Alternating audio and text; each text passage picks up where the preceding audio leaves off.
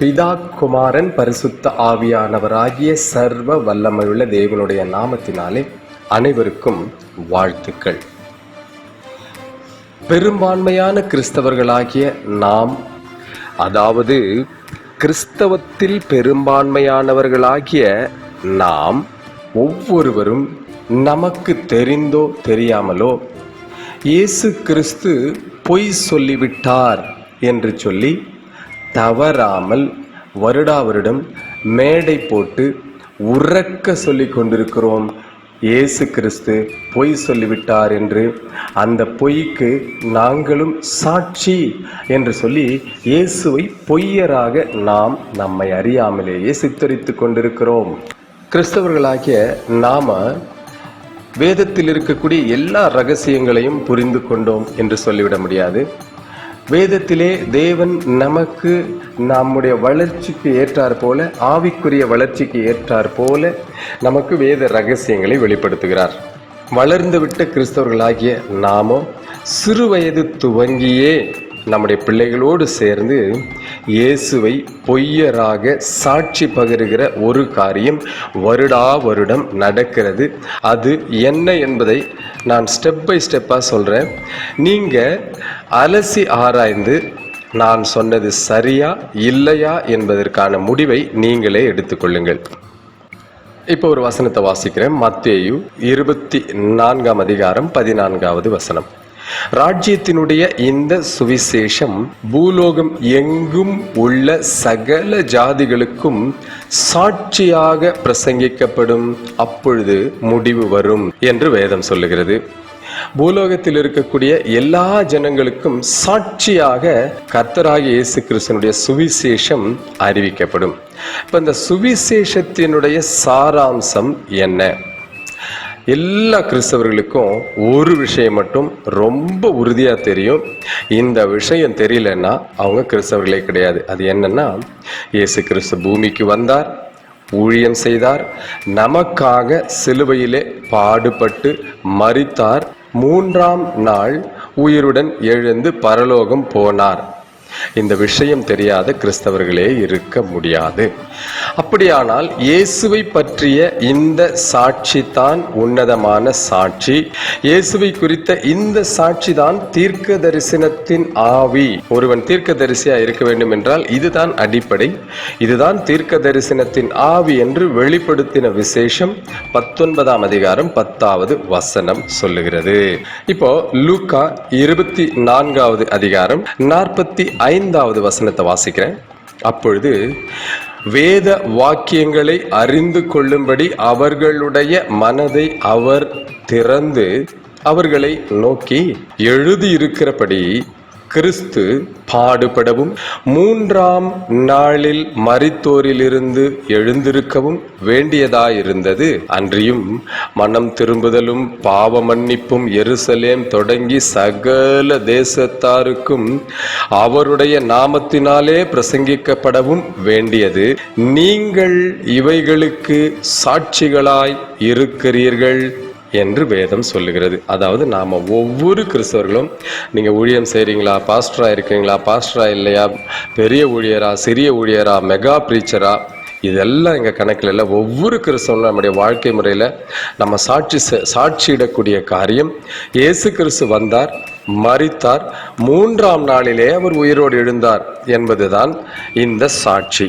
இந்த சாட்சியை குறித்து கர்த்தராகிய இயேசு கிறிஸ்து என்ன சொன்னார் என்பதை நாம் பார்க்கணும்னா, மத்தேயு 12ஆம் அதிகாரம் 38வது வசனம். அப்பொழுது வேத பாரகரிலும் பரிசேயரிலும் சிலர் அவரை நோக்கி, போதகரே, உம்மால் ஒரு அடையாளத்தை காண விரும்புகிறோம் என்றார்கள். 39வது வசனம் 40வது வசனத்தையும் வாசிக்கிறேன்.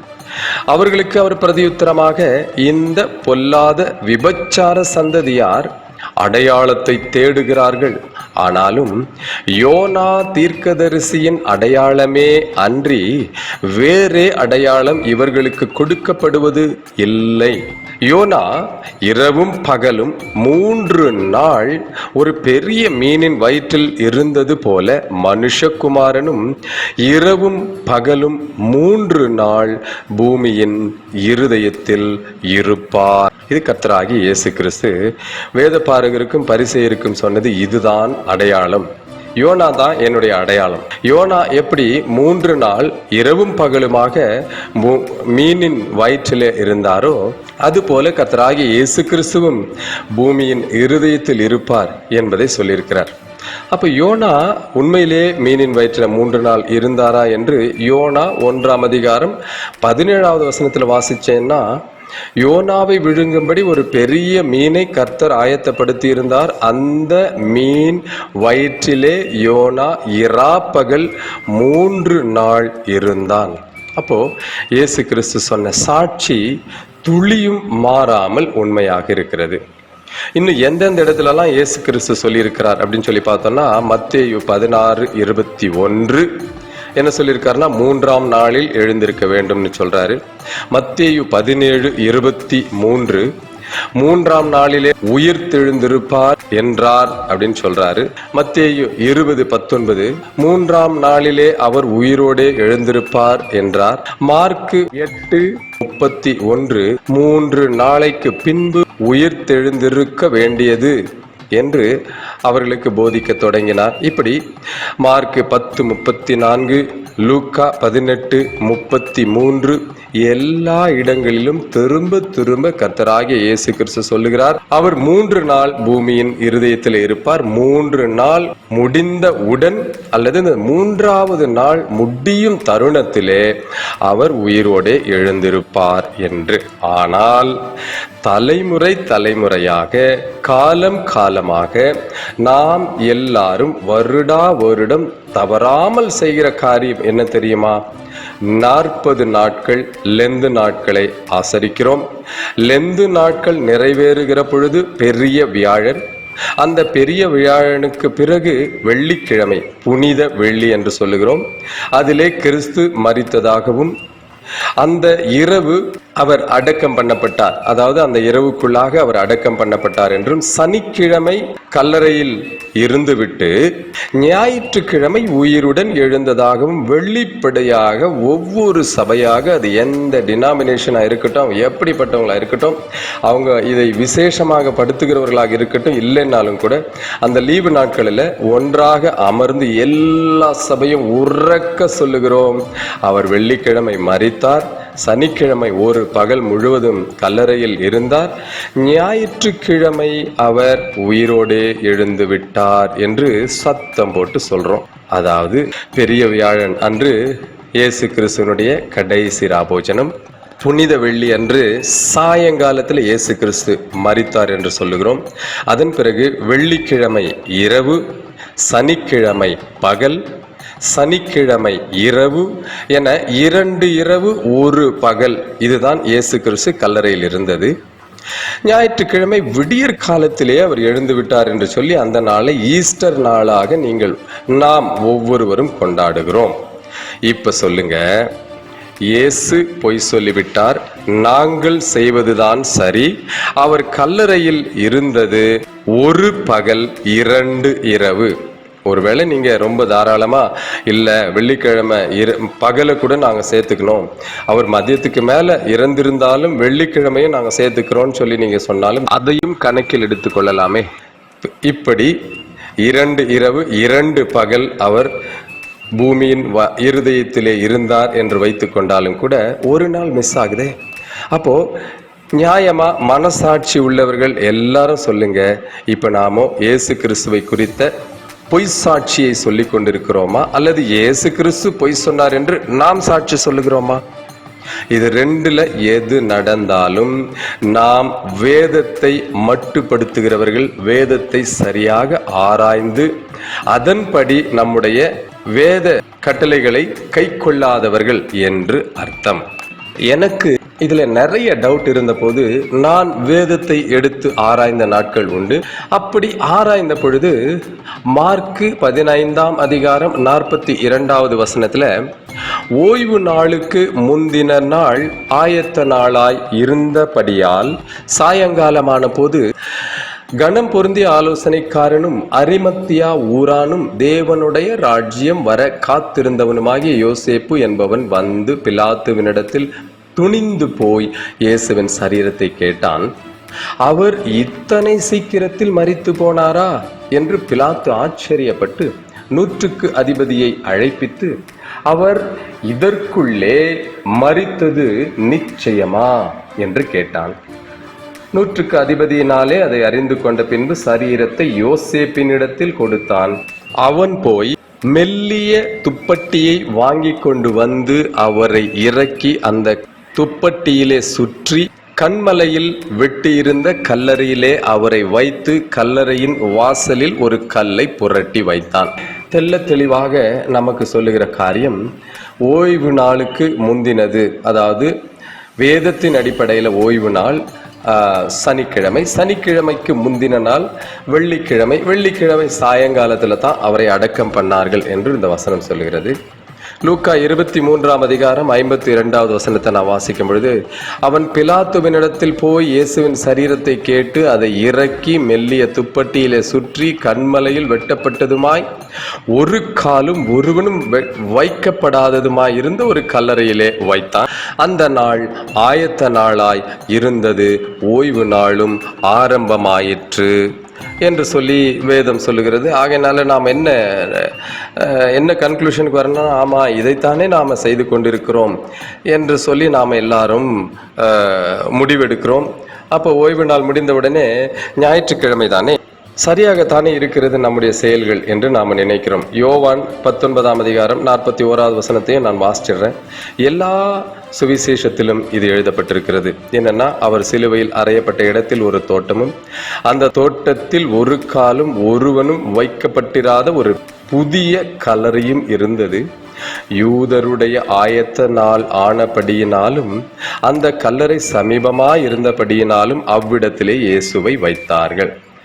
இப்போ நாம தெளிவாக வாசிக்கிறோம். ஆமாம், அவர் வெள்ளிக்கிழமை, அதாவது கிழமைகள் என்பது நமக்கு தான், வேதத்தின் அடிப்படையில் கிழமைகள் கிடையாது. வாரத்திற்கு கிழமை என்கின்ற வார்த்தை கிடையாது. 1ஆம் நாள், 2ஆம் நாள், 3ஆம் நாள், 4ஆம் நாள், 5ஆம் நாள், 6வது நாள் ஆயத்த நாள், 7வது நாள் ஓய்வு நாள், இப்படி தான் இருக்கும். வாரத்தின் முதல் நாள், வாரத்தின் 2ஆம் நாள், இப்படி தான் வார்த்தைகள். அப்போ இது வாரத்தின் ஆயத்த நாள், அதன் பிறகு சனிக்கிழமை, அதன் பிறகு வாரத்தின் முதல் நாள், இப்படி தான் நாம் வாசிக்கிறோம். ஆனால் இயேசு பொய் சொல்லியிருக்க வாய்ப்பு இல்லையே. இது மிக முக்கியமான ஒரு சாட்சி. இந்த சாட்சி பொய்யாயிடுச்சுன்னா இயேசு கிறிஸ்து வேற எதிலுமே அவரை குறித்த உண்மையான காரியங்களை நாம் ஏற்றுக்கொள்ள முடியாது, இல்லையா? அப்போ இது இதுதான் கோர், இதுதான் அடிப்படை, இதுதான் மிக மிக முக்கியமான காரியம் கிறிஸ்தவத்தில்.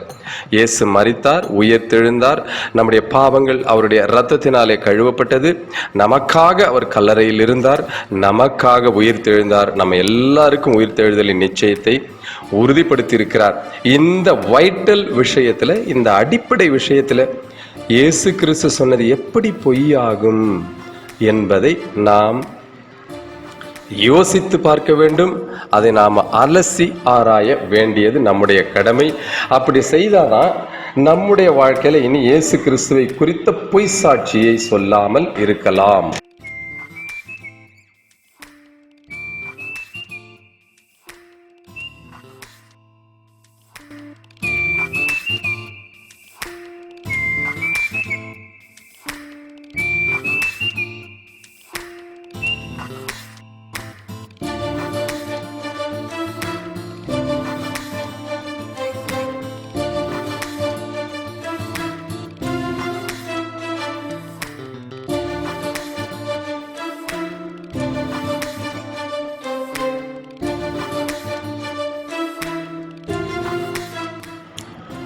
ஒவ்வொரு கிறிஸ்தவர்களும் அறிந்து கொள்ள வேண்டிய மிக முக்கியமான உண்மை என்னவென்றால், அது எல்லாருக்குமே தெரிந்து இருக்கணும். என்னன்னா, கர்த்தராகிய இயேசு கிறிஸ்து தான் பஸ்கா ஆட்டுக்குட்டி. இயேசு கிறிஸ்து தான் இந்த பூமிக்கு வந்து சிலுவையிலே மரித்து அவருடைய இரத்தத்தினாலே நமக்கு பாவ மன்னிப்பாகிய மீட்பை, இயேசுவை ஏற்றுக்கொள்கிற ஒவ்வொருவருக்கும் இந்த பாவ மன்னிப்பாகிய மீட்பை கொடுத்து பிதாவினுடைய சுதந்திரர்களாக நம்மை மாற்றுவது தான் அவருடைய திட்டம். அப்போ இயேசு கிறிஸ்து சிலுவையில் மரிக்க வேண்டும் என்று சொன்னால் அது எக்ஸாக்டா, மிக சரியாக, துல்லியமாக பஸ்கா நாளில் தானே அவர் மரிக்க வேண்டும். அப்போ மத்தேயு 26 அதிகாரம் 2வது வசனம், 2 நாளைக்கு பின்பு பஸ்கா பண்டிகை வரும் என்று அறிவீர்கள். அப்பொழுது மனுஷகுமாரன் சிலுவையில் அறையப்படுவதற்கு ஒப்பு கொடுக்கப்படுவார் என்றார். இந்த வசனத்துல கர்த்தராகிய இயேசு கிறிஸ்து தெளிவாக சொல்லுகிறார், பஸ்கா பண்டிகையில் தானே இயேசு கிறிஸ்து பலியாக சிலுவையில் அறையப்படுவதற்கு ஒப்பு கொடுக்கப்படுவார் என்பதை. அப்படின்னா நம்ம முதலாவது பஸ்காவை எப்படி ஆசரித்தார்கள் என்பதை யாத்திரையாகம புத்தகத்திலும் லேவியராகமத்தில் அந்த பஸ்காவை ஆசரிக்கும் முறைமை என்ன என்கிற அந்த சட்ட திட்டத்தையும் வாசிக்க போகிறோம். யாத்திரையாகமம் 12ஆம் அதிகாரம் 2-3 வசனங்களை வாசிக்கிறேன். இந்த மாதம் உங்களுக்கு பிரதான மாதம், இது உங்களுக்கு வருஷத்தின் முதலாம் மாதமாய் இருப்பதாக நீங்கள் இஸ்ரவேல் சபையார் யாவரையும் நோக்கி, இந்த மாதம் 10ஆம் தேதியில் வீட்டு தலைவர்கள் வீட்டுக்கு ஒரு ஆட்டுக்குட்டியாக ஒவ்வொருவரும் ஒவ்வொரு ஆட்டுக்குட்டியை தெரிந்து கொள்ள கடவர்கள். 6வது வசனத்தை வாசிக்கிற, அதை இந்த மாதம் 14ஆம் தேதி வரைக்கும் வைத்திருந்து இஸ்ரவேல் சபையின் ஒவ்வொரு கூட்டத்தாரும் சாயங்காலத்தில் அதை அடித்து அதன் இரத்தத்தில் கொஞ்சம் எடுத்து தாங்கள் அதை புசிக்கும் வீட்டு வாசல் நிலைக்கால்கள் 2லும் நிலையின் மேற் சட்டத்திலும் தெளித்து அன்று ராத்திரியிலே அதன் மாம்சத்தை நெருப்பினால் சுட்டு புளிப்பில்லா அப்பத்தோடும் கசப்பான கீரையோடும் அதை புசிக்க கடவர்கள். எப்படி முதல் பஸ்காவை அடித்தார்கள், புசித்தார்கள் என்பதை நாம் பார்த்தோம். இப்போ இதை சட்டமாக நித்திய கட்டளையாக தேவன் எப்படி இஸ்ரவேலர்களுக்கு எழுதி கொடுக்கிறார் என்பதை லேவியராகமம் 23ஆம் அதிகாரம் 5வது வசனத்திலிருந்து 8வது வசனம் வரைக்கும் வாசிக்கிறேன். முதலாம் மாதம் 14ஆம் தேதி அந்தி நேரமாகிய வேளையிலே கர்த்தரின் பஸ்கா பண்டிகையும், அந்த மாதம் 15ஆம் தேதியிலே கர்த்தருக்கு புளிப்பில்லா அப்ப பண்டிகையுமாய் இருக்கும். 7 நாள் புளிப்பில்லா அப்பங்களை புசிக்க வேண்டும். முதலாம் நாள் உங்களுக்கு பரிசுத்தமான சபை கூடுதல், அதிலே சாதாரணமான யாதொரு வேலையும் செய்ய வேண்டாம். 7 நாளும் கர்த்தருக்கு தகன பலியிட வேண்டும். 7ஆம் நாள் பரிசுத்தமான சபை கூடுதல், அதில் சாதாரணமான யாதொரு வேலையும் செய்யலாகாது என்று சொல் என்றார். இப்போ நமக்கு முதலாம் மாதம் என்று வெறுமையாக மாதம் சொல்லப்பட்டிருக்கிறது. இதுதான் வருஷத்தின் முதல் மாதமாக கர்த்தர் ஆசரிக்க சொல்லியிருக்கிறார். இது எந்த மாதம், இதனுடைய பெயர் என்ன என்று தெரியணும்னா எஸ்தரின் புத்தகத்தில் 3ஆம் அதிகாரம் 7வது வசனம். இந்த வசனத்தில் தானே அந்த மாதத்தின் பெயர் எழுதப்பட்டிருக்கிறது. அது என்னன்னா, நிசான் மாதமாகிய முதலாம் மாதத்திலே என்று எழுதப்பட்டிருக்கிறது. இந்த முழு வசனத்தை நம்ம வாசிக்க வேண்டியதில்லை. ஸோ நிசான் மாதம் என்பது தான் வருடத்தின் முதல் மாதம். நமக்கெல்லாம் நம்ம வேற பெயரில் வைத்து அழைக்கிறோம். ஆகையினால நாம் வேதத்தை ஆராய்கிறபடினால வேதத்தில் சொல்லப்பட்ட மாதம் நிசான் மாதம். அந்த நிசான் மாதம் 10ஆம் தேதியிலே ஆட்டுக்குட்டியை தெரிந்து கொள்வார்கள். 14ஆம் தேதியிலே ஆட்டுக்குட்டி அடிக்கப்படும். இப்போ இந்த விஷயத்தை நாம் தெரிந்து கொண்டால் 14ஆம் தேதியிலே தானே இயேசு கிறிஸ்து மரிக்க வேண்டும். அப்போ 14ஆம் தேதி அடிக்கப்படுமேயானால் 15ஆம் தேதி பரிசுத்தமான சபை கூடுதல், அந்த நாளில் தானே புளிப்பில்லா அப்ப பண்டிகையை கர்த்தருக்கு கொண்டாடும்படியான 7 நாள் துவங்கும். அந்த 7 நாளில் முதல் நாள் புளிப்பில்லா அப்ப பண்டிகையின் முதல் நாள். அந்த 7 நாளும் பண்டிகை கொண்டாடி அந்த மாதம் 21ஆம் தேதி 7வது நாளும் பரிசுத்த சபை கூடுதலை கொண்டாடுவார்கள். இந்த முறைமையை நாம் தெரிந்து வைத்துக் கொண்டால் அடுத்ததாக நாம் ஆராய்ச்சி செய்ய நமக்கு உதவியாக இருக்கும். நாம் ஆராய்ந்து கொண்டிருக்கிற இந்த ஆராய்ச்சி வடிவமாக இருக்கிறபடினால, இது செய்தியாகவும் ஆராய்ச்சியாகவும் கலந்து வருகிறபடினால நிறைய வீணான ஜோக்கு, வீணான காமெடி ஷோ அல்லது பொழுதுபோக்கு கதைகளை எல்லாம் சொல்லி இந்த செய்திக்கு தேவையான கதைகளை சொல்லி உங்களை உற்சாகப்படுத்துதல் என்பது இதில் இருக்காது. காரணம் என்னென்னா, இது ஆராய்ச்சி. இது கொஞ்சம் நிறைய பேருக்கு போர் அடிக்கிற மாதிரி இருக்கும். காரணம் என்னன்னா, இப்படிப்பட்ட வெறும் வசனத்தை மாத்திரம் ஆராய்ந்து அறியும் காரியங்களை அநேகர் செய்திருக்க மாட்டீங்க. நாம் இன்றைக்கு அதை செய்ய போகிறோம். ஒவ்வொரு நிகழ்வுகளாக நம்ம போகலாம். கர்த்தராகிய இயேசு கிறிஸ்து எப்படி கடைசி பஸ்காவை புசித்தார், அதற்கு முன்னதாக எப்படி இந்த ஆட்டுக்குட்டி தெரிந்தெடுக்க, அதாவது கர்த்தராகிய இயேசு கிறிஸ்து தன்னை வெளிப்படுத்துகிறார், நான் தான் அந்த ஆட்டுக்குட்டி என்று. அதன் பிறகு எப்பொழுது இயேசு கிறிஸ்து மரித்தார், எத்தனை நாட்கள் கல்லறையில் அவருடைய சரீரம் இருந்தது, எப்படி எந்த நாளிலே உயிர்த்தெழுந்தார், இது எல்லாவற்றையும் நாம் வரிசை கிரமமாக ஆராய்ச்சி செய்ய போகிறோம். லூக்கா 13ஆம் அதிகாரம் 10வது வசனத்தை நான் வாசிக்கிறேன். ஒரு ஓய்வு நாளில் அவர் ஜெப ஆலயத்தில் போதகம் பண்ணி கொண்டிருந்தார். இந்த துவக்கத்தை நம்ம ஞாபகம் வச்சுக்கணும். இது என்ன நாள் என்பதை தெரிந்து கொள்வதற்காக. நிசான் மாதத்தில் ஒரு ஓய்வு நாள் இது. அப்போது லூக்கா 13ஆம் அதிகாரம் 31ஆம் வசனம் சொல்லுகிறது, அந்த ஓய்வு நாள் தான் அது. அந்த எக்ஸாக்ட் ஓய்வு நாளில் சில சம்பவங்கள் நடக்கிறது. அந்த 18 வருடம் பெரும்பாடுள்ள ஸ்திரியை கர்த்தர் தொடுகிறார், இதெல்லாம் நடக்குது. ஓய்வு நாளில் நீங்கள் இப்படி செய்யலாமா என்று அவர் மேலே கோபப்படுறாங்க. அப்போது 31ஆவது வசனத்தில் ஒரு வார்னிங் கொடுக்குறாங்க கர்த்தராகிய இயேசு கிறிஸ்துவுக்கு. நான் வாசிக்கிறேன். அந்த நாளிலே சில பரிசேயர் அவரிடத்தில் வந்து, நீர் இவ்விடத்தை விட்டு போய்விடும், ஏரோது உம்மை கொலை செய்ய மனதாயிருக்கிறான் என்றார்கள். அதற்கு அவர், நான் இன்றைக்கும் நாளைக்கும் பிசாசுகளை துரத்தி வியாதி உள்ளவர்களை சொஸ்தமாக்கி 3ஆம் நாளில் நிறைவடைவேன். இன்றைக்கும் நாளைக்கும் மறுநாளைக்கும் நான் நடமாட வேண்டும். எருசலேமுக்கு புறம்பே ஒரு தீர்க்கதரிசி மடிந்து போகிறது இல்லை என்று நான் சொன்னதாக நீங்கள் போய் அந்த நரிக்கு சொல்லுங்கள். இயேசு கிறிஸ்து இடத்துல இந்த செய்தியை சொன்ன நாள் ஒரு ஓய்வு நாள். அந்த ஓய்வு நாளிலே கர்த்தர் சொல்றார், இன்னும் 3 நாள் எனக்கு ஊழியம் பாக்கி இருக்கு.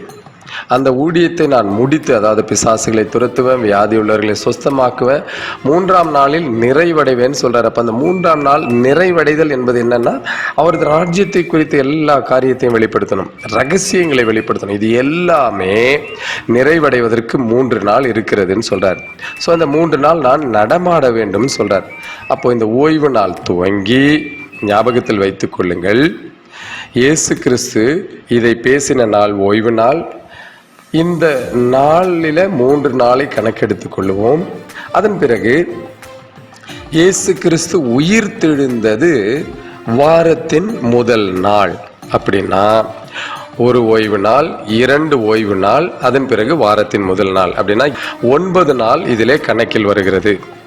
கர்த்தராகிய இயேசு கிறிஸ்துவினிடத்தில் இவர்கள் வந்து சொன்னது ஓய்வு நாள். அந்த ஓய்வு நாளிலிருந்து சொல்லுகிறார் கர்த்தர், இன்றைக்கும், அதாவது அந்த ஓய்வு நாளில் இருந்து இன்றைக்கும் நாளைக்கும் மறுநாளைக்கும், அதாவது ஓய்வு நாள், வாரத்தின் முதல் நாள், அதன் பிறகு வாரத்தின் 2ஆம் நாள், இந்த 3 நாளும் கர்த்தருடைய ஊழியம் நடக்கணும்னு சொல்றாரு. அதன் பிறகு இயேசு கிறிஸ்து உயிரோடு எழுந்த நாளை நாம பார்த்தோம்னா ஒரு வாரத்தின் முதல் நாள். அப்படின்னா இந்த ஓய்வு நாள் துவங்கி 3 நாள் கடந்து திரும்பவும் ஒரு ஓய்வு நாள் வருகிறது. ஓய்வு நாளிலிருந்து ஓய்வு நாள் வரைக்கும் 8 நாள். வாரத்தின் முதல் நாளில் நம்முடைய கர்த்தராகிய இயேசு கிறிஸ்து உயிர்த்தெழுந்து விட்டதை அவர்கள் அறிந்து கொள்ளுகிற நாள் வாரத்தின் முதல் நாள்.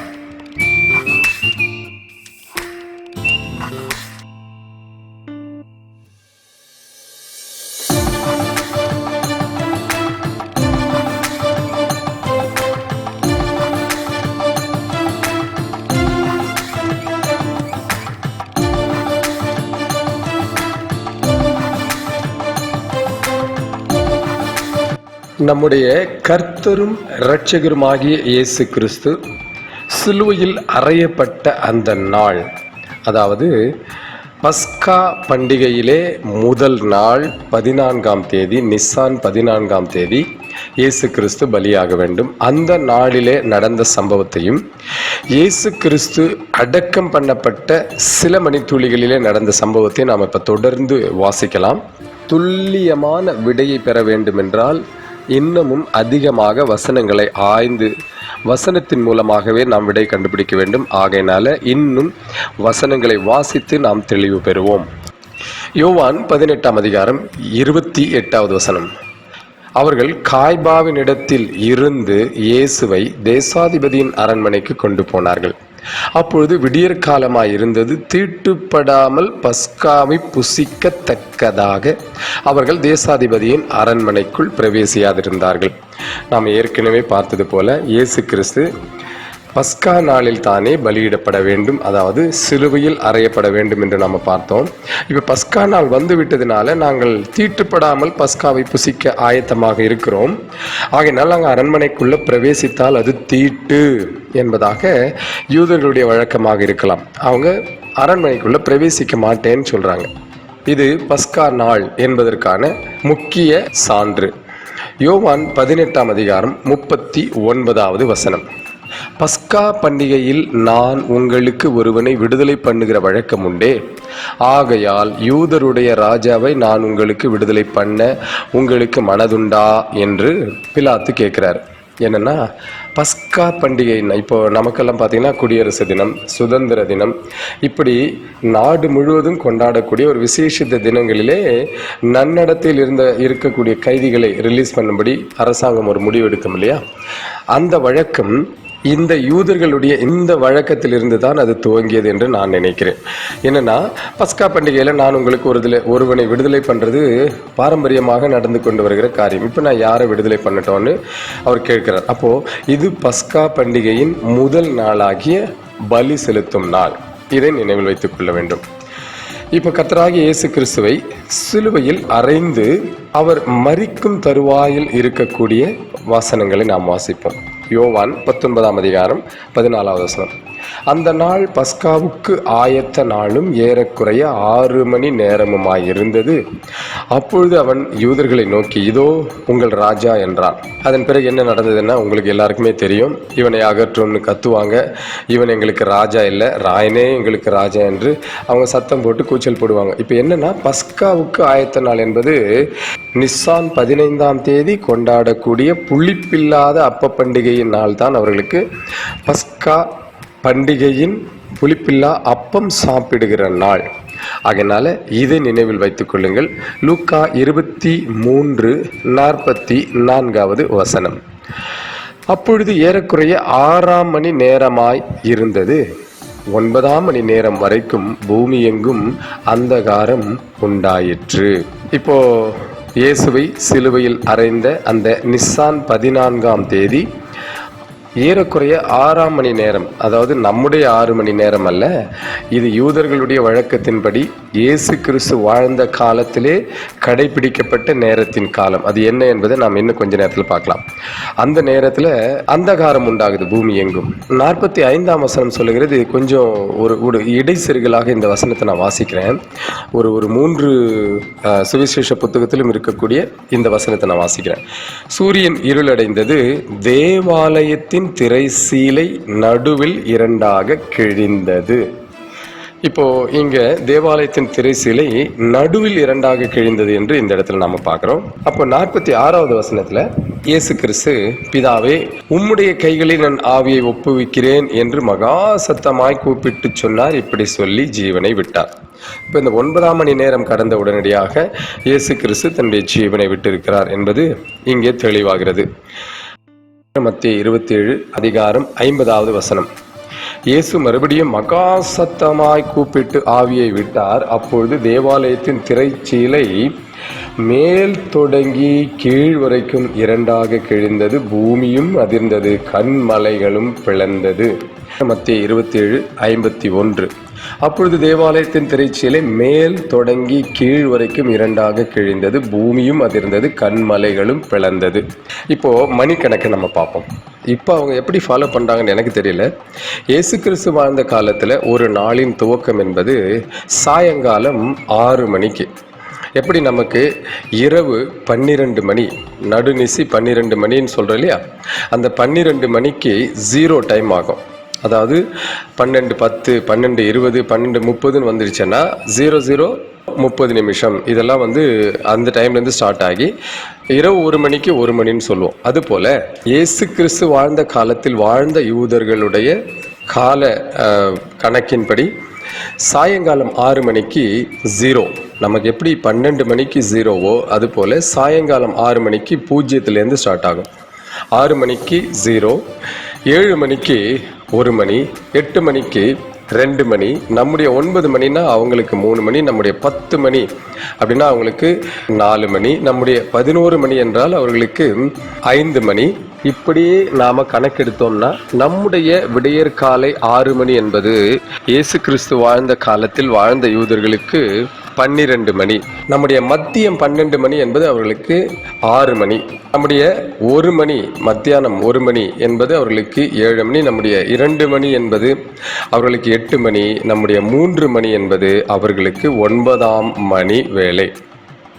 6ஆம் மணி நேரம் முதல் 9ஆம் மணி நேரம் வரைக்கும் பூமியில் அந்தகாரம் உண்டாயிற்றுன்னு நம்ம பார்க்குறோம். அப்போது நம்முடைய நேரத்தின் பிரகாரம் 12 மணியிலிருந்து நம்முடைய நேரத்தின் பிரகாரம் 3 மணி வரையில், அவர்களுடைய 6 மணி துவங்கி 9 மணி முடிவடைகிறது. அப்போது நம்முடைய சாயங்காலம் 4 மணி என்பது அவர்களுக்கு 10 மணி. நம்முடைய சாயங்காலம் 5 மணி என்பது அவர்களுக்கு 11 மணி. நம்முடைய சாயங்காலம் 6 மணி என்பது அவர்களுக்கு 12 மணி. எப்படின்னா அந்த 6 மணிக்கு 00 ஆகிடும். அப்போது கர்த்தராகிய இயேசு கிறிஸ்து சரியாக 9ஆம் மணி வேளையிலே, நம்ம வேதத்தில் வாசிக்கிறோம், மத்தேயு 27ஆம் அதிகாரம் 46வது வசனத்தில், 9ஆம் மணி நேரத்தில் இயேசு ஏலி ஏலி லா மா சபக்தானி என்று மிகுந்த சத்தமிட்டு கூப்பிட்டார். அதற்கு என் தேவனே ஏன் என்னை கைவிட்டீர் என்று அர்த்தமாம். அவங்க எல்லாரும் ஒருத்தர் கடற்காலான ஓடி எடுக்கிறாங்க, ஒருத்தர் இதெல்லாம் பேசுறாங்க. இதற்கு எவ்வளவு டைம் எடுத்ததுன்னு தெரியாது. ஆனால் 50வது வசனத்தில் இயேசு மறுபடியும் மகா சத்தமாய் கூப்பிட்டு ஆவியை விட்டார் என்று வசனம் சொல்கிறது. ஒருவேளை இது 9ஆம் மணியிலிருந்து 10ஆம் மணி நேரத்திற்குள்ளாக ஏதாகிலும் ஒரு நேரமா இருக்கும். எக்ஸாக்டா 9ஆம் மணி வேளையில கிறிஸ்து மரித்ததாக எழுதப்படவில்லை. நம்முடைய நேரத்தின் பிரகாரம் சாயங்காலம் 4 மணிக்கு இயேசு கிறிஸ்து, அந்த 4 மணிக்கு உள்ளாக இயேசு கிறிஸ்து மரித்திருக்க வேண்டும். ஒரு கைதியினுடைய உடலை வாங்கணும்னா அதற்கு நிறைய அச்சம் இருக்கும். அப்போ பிலாத்துவின் இடத்துல துணிந்து தான் போய் அந்த யோசேப்பு என்கிறவர், அரிமத்தியா ஊரானாகிய யோசேப்பு போய் கேட்கிறாரு. அவர் பர்மிஷன் கொடுக்கிறார். இதற்கெல்லாம் ஒரு 2-3 மணி நேரம் எடுத்திருக்கோம். அப்போ சாயங்காலம் 6 மணிக்கு உள்ளாக இயேசு கிறிஸ்துவோட சரீரம் அடக்கம் பண்ணப்பட்டு விட்டது. காரணம் 6 மணிக்கு புதிய நாள் 00 டைமு, புதிய நாள் துவங்கிடும் அவங்களுக்கு. நமக்கு சாயங்காலம் 6 மணி அவர்களுக்கு புதிய நாளின் துவக்கம். இதை நாம் அனைவரும் நினைவில் வைத்துக் கொள்வது மிக மிக அவசியம். முக்கியமான சில வசனங்களை நாம் வாசிக்க போறோம். இதை தவற விட்டதினால தான் மிகப்பெரிய குழப்பம் வந்து 2 இரவு 2 பகல் தான் கர்த்தராகிய இயேசு கிறிஸ்து இருந்தார். அதுவும் 2 பகல் என்று நான் சொன்னது, நான் தாராளமாக நம்ம கணக்கில் எடுத்துக்கொள்ளலாம் என்று சொன்ன வெள்ளிக்கிழமை மதியம் 3 மணி முதல் சாயங்காலம் 6 மணி வரையிலான 3 மணி நேரத்தையும் கணக்கில் எடுத்து முழு பகலாக நாம் கணக்கில் கொண்டோம். இல்லை என்றால் ஒரு பகல் 2 இரவு, ஒரு அரை பகல், 1.5 பகல் 2 இரவு தான் கணக்கில் வந்திருக்கும். அப்போ இந்த குழப்பத்திற்கு காரணம் விசேஷமாக கிறிஸ்தவர்கள் மிக முக்கியமாக வேதத்தில் கவனிக்க வேண்டியது, நான் திரும்பவும் ரிப்பீட் பண்ணுற காரியம், வார்த்தைகள் ரொம்ப முக்கியம். ஒவ்வொரு வார்த்தைக்கும் முக்கியத்துவம் கொடுத்து நாம் வாசிக்க பழக வேண்டும். ஏன் இப்படி வார்த்தைகள் விசேஷ விதமாக எழுதப்பட்டிருக்கிறது என்பதை நாம் கவனித்தோம்னா உண்மையான சத்தியத்தை புரிந்து கொள்ளலாம். இப்போ அது என்ன என்பதை நம்ம பார்ப்போம். யோவான் 19ஆம் அதிகாரம் 30வது வசனம். இயேசு காடியை வாங்கின பின்பு முடிந்தது என்று சொல்லி தலையை சாய்த்து ஆவியை ஒப்பு கொடுத்தார். 31வது வசனம் தான் நாம் தவறுவிட்ட வசனம். என்னன்னா, அந்த நாள் பெரிய ஓய்வு நாளுக்கு ஆயத்த நாளாய் இருந்தபடியினால் உடல்கள் அந்த ஓய்வு நாளிலே சிலுவைகளில் இராதபடிக்கு யூதர்கள் பிலாத்துவினிடத்தில் போய் அவர்களுடைய காலெலும்புகளை முறிக்கும்படிக்கும் உடல்களை எடுத்து போடும்படிக்கும் உத்தரவு கேட்டுக்கொண்டார்கள். இப்போ நம்ம என்ன கவனிக்க தவறணும்னு சொல்லுங்க பார்க்கலாம். பெரிய ஓய்வு நாள், இது வருடாந்திரம் ஒரு நாள் வரக்கூடிய பெரிய ஓய்வு நாள். அது பஸ்கா பண்டிகையின் முதலாவது அப்பம் சாப்பிடும் முதலாம் புளிப்பில்லாத அப்ப பண்டிகையின் நாள். அதாவது பலி செலுத்தும் நாளாகிய 14ஆம் தேதிக்கு அடுத்து வரக்கூடிய 15ஆம் தேதி வரக்கூடிய புளிப்பில்லாத அப்ப பண்டிகையின் முதல் நாள். இந்த பெரிய ஓய்வு நாள் என்பது என்ன என்று நாம் தெரிந்து கொள்ள வேண்டுமானால், நாம் ஏற்கனவே அலசி ஆராய்ந்து பார்த்த தேவன் கட்டளையிட்ட இந்த பஸ்கா பண்டிகையின் ஆசரிப்பில் 15ஆம் தேதி வரக்கூடிய முதலாம் புளிப்பில்லாத அப்ப பண்டிகையின் முதல் பரிசுத்த ஓய்வு நாள், அடுத்து 7வது நாளாக 21ஆம் தேதி வரக்கூடிய பரிசுத்த ஓய்வு நாள். இந்த 2 நாளும் சாதாரணமான எந்த ஒரு வேலையும் செய்யக்கூடாது. அது பரிசுத்தமாக ஆசரிக்கப்படக்கூடிய நாள். அப்போ 14ஆம் தேதி கர்த்தராகிய இயேசு கிறிஸ்து சிலுவையில் அறையப்படுகிறார். அப்போ நிஸ்ஸான் 15ஆம் தேதி இந்த பெரிய ஓய்வு நாள் என்று வருகிறது. அது எப்படின்னா, இப்போ பார்த்தீங்கன்னா நமக்கு கிறிஸ்மஸ்ஸு, நியூ இயரு, இப்படி பெரிய பெரிய பண்டிகைகள் வருது இல்லையா? இந்த பெரிய பண்டிகைகள் சமயத்தில் அது ஞாயிற்றுக்கிழமை வராமல் சில சமயத்தில் வெள்ளிக்கிழமை வரும், சில சமயத்தில் புதன்கிழமையில் வரும், சில சமயத்தில் சனிக்கிழமையே வந்துடும். அப்போது அதற்கென்று ஒரு விசேஷித்த ஓய்வு இருக்கும், அதற்கப்புறம் வாரம் வரக்கூடிய ஒரு ஓய்வு இருக்கும் இல்லையா? அதுபோல் இந்த பெரிய ஓய்வு நாளுக்கு ஆயத்த நாளான நாளிலே இயேசு கிறிஸ்து மரித்தார். அந்த பெரிய ஓய்வு நாள் வந்தவுடனே உடல்கள் அந்த ஓய்வு நாளில், இது ஸ்பெசிஃபை பண்ணியிருக்காங்க, அந்த ஓய்வு நாளில் தானே சிலுவைகளில் உடல்கள் இருக்கக்கூடாது என்று யூதர்கள் போய் பிலாத்தின் இடத்துல கேட்குறாங்க. இப்போ அடுத்து நாம் தவறவிட்ட இன்னொரு காரியம் என்ன என்பதை நம்ம பார்ப்போம். லூக்கா 23ஆம் அதிகாரம் 54வது வசனத்தில், அந்த நாள் ஆயத்த நாளாக இருந்தது, ஓய்வு நாளும் ஆரம்பமாயிற்று என்று இந்த இடத்துல சாதாரணமாக வெறும் ஓய்வு நாள்னு எழுதியிருக்காங்க. விசேஷமாக யோவான் மாத்திரம்தான் அதை பெரிய ஓய்வு நாள் என்று எழுதியிருக்கிறார். இப்போ இங்கே ஓய்வு நாள் ஆல்ரெடி ஆரம்பமாயிடுச்சு. என்னன்னா, இயேசு கிறிஸ்துவை அடக்கம் பண்ணியாச்சு, அதாவது இயேசு கிறிஸ்துடைய சரீரத்தை அடக்கம் பண்ணியாயிட்டு. நான் ஏன் இயேசு கிறிஸ்துவை அடக்கம் பண்ணி ஆயிற்று என்கிற வார்த்தையை தவிர்க்கிறேன்னா, அதற்கு காரணத்தை பின்னாடி நம்ம பார்ப்போம். இயேசு கிறிஸ்துடைய சரீரம் அடக்கம் பண்ணி ஆயிற்று, ஓய்வு நாள் ஆல்ரெடி ஸ்டார்டட். இப்போ இந்த ஓய்வு நாளில் ஒரு வேலை கூட செய்யக்கூடாது, ஓய்ந்திருக்கணும், இதில் எந்த வேலையும் செய்யக்கூடாது. அப்போ என்ன நடக்குது 55வது வசனத்துலனா, கலிலேயாவிலிருந்து அவருடனே கூட வந்திருந்த ஸ்திரீகளும் பின் சென்று கல்லறையையும் அவருடைய சரீரம் வைக்கப்பட்ட விதத்தையும் பார்த்து, 56வது வசனம் சொல்லுகிறது, திரும்ப போய் அப்படின்னா அந்த இடத்துல ஒரு கமா போட்டிருக்காங்க. ஏன்னு சொன்னால், இந்த கல்லறையும் அவருடைய சரீரம் வைக்கப்பட்ட இதத்தையும் இந்த பெண்கள் பார்த்து திரும்ப போயிடுறாங்க. ஏன்னா அவங்க எந்த வேலையும் செய்யக்கூடாது, அவர்கள் போய் ஆல்ரெடி ஓய்ந்திருக்கிறார்கள். இப்போ இவங்க திரும்ப போய் ஓய்ந்திருந்து அந்த பெரிய ஓய்வு நாளை கொண்டாடிவிட்டு, அது விசேஷித்த ஓய்வு நாள், அந்த ஓய்வு நாளிலே யாதொரு சாதாரணமான எந்த ஒரு சாதாரணமான வேலையும் செய்யாதபடிக்கு ஓய்ந்திருந்து விட்டு திரும்ப அடுத்த நாள் 16ஆம் தேதி, அதாவது நிஸ்ஸான் 16ஆம் தேதி, அது பரிசுத்த நாள், ஆனால் இதில் வேலைகள் செய்வாங்க.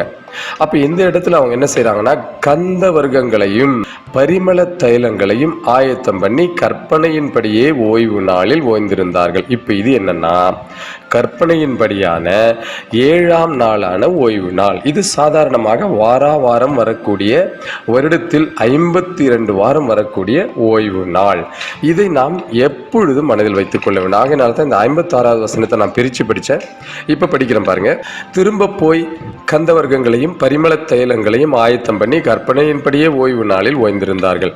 இப்போ இது என்னன்னா, ரெண்டுத்தையும் சேர்த்து படிச்சுட்டு 54வது வசனத்தில் ஆல்ரெடி ஓய்வு நாள் ஆரம்பம் ஆயிற்று என்று சொன்னதை மறந்து போய், அங்கே ஓய்வு நாள் ஆரம்பம் ஆயிட்டு இவங்க வீட்டுக்கு திரும்ப போயிடுறாங்க. போய் ஓய்ந்திருந்து விட்டு திரும்பவும் வரக்கூடிய ஒரு ஆயத்த நாள் ஆகிய ஒரு நாளில் இவங்க போய் கந்த வர்க்கங்களையும் பரிமள தைலத்தை ஆயத்தம் பண்ணி திரும்பவும் கற்பனையின்படி வாராந்திர ஓய்வு நாளில் ஓய்ந்திருந்து விட்டு, மார்க் 16ஆம் அதிகாரம் 1வது வசனத்தில் ஓய்வு நாள் முடிந்த பின்பு, அதாவது ஓய்வு நாளான பின்பு, மகதலேனா மரியாளும் யாக்கோபின் தாயாகிய மரியாளும் சலோமே என்பவளும் அவருக்கு சுகந்த வர்க்கமிடும்படி அவைகளை வாங்கி கொண்டு வாரத்தின் முதலாம் நாள் அதிகாலையிலே சூரியன் உதயமாகிற போது கல்லறையினிடத்தில் வந்து இயேசு கிறிஸ்து உயிர் தெழுந்து விட்டார் என்று அவர்கள் கண்டுபிடிக்கிறார்கள், அறிந்து கொள்ளுகிறார்கள். இப்போ இன்னும் என்ன வசனத்தை நாம் தவற விட்டிருக்கிறோம், எதை நாம் கவனிக்க தவறினோம் என்பதை இன்னொரு வசனத்தை நான் வாசிக்கிறேன் பாருங்க. மத்தேயு 27ஆம் அதிகாரம் 61வது வசனம். அங்கே மகதலேனா மரியாளும் மற்ற மரியாளும் கல்லறைக்கு எதிராக உட்கார்ந்திருந்தார்கள். 62 வசனம் சொல்லுகிறது, ஆயத்த நாளுக்கு பின்னான மறுநாளிலே பிரதான ஆசாரியரும் பரிசேயரும் பிலாத்துவினிடத்தில் வந்து. இப்போ நம்ம ஆயத்த நாளுக்கு பின்னான மறுநாள் எது என்பது நமக்கு நல்லா தெரியும். அது முதலாம் சபை கூடுதலாகிய பரிசுத்த ஓய்வு நாள், அது பெரிய ஓய்வு நாள், அது முதலாம் புளிப்பில்லா அப்ப பண்டிகையின் நாள், அப்பம் சாப்பிடுகிற நாள். இதில் எந்த ஒரு வேலையும் செய்யக்கூடாது. இது எப்போ துவங்குதுன்னா, ஏதோ ஒரு 24 மணி நேரம் கழிச்சில் இயேசுவை, அவருடைய சரீரத்தை கல்லறையில் வைத்த அடுத்த சில மணித்துளிகளிலேயே சாயங்காலம் 6 மணிக்கே இந்த நாள் துவங்கிடும். ஆகையினால இருட்ட ஆரம்பிக்கல இன்னும்.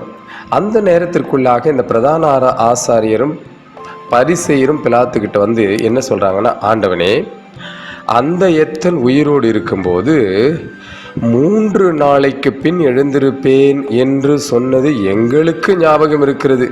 நல்லா கவனத்தில் வச்சுக்கோங்க. நமக்கு ஞாபகம் இல்லை, நாம் பரம்பரையாக தலைமுறையாக காலங்காலமாக அவர் 2 நாள் தான் இருந்தாருன்றதை நிரூபிச்சுக்கிட்டே வரோம்.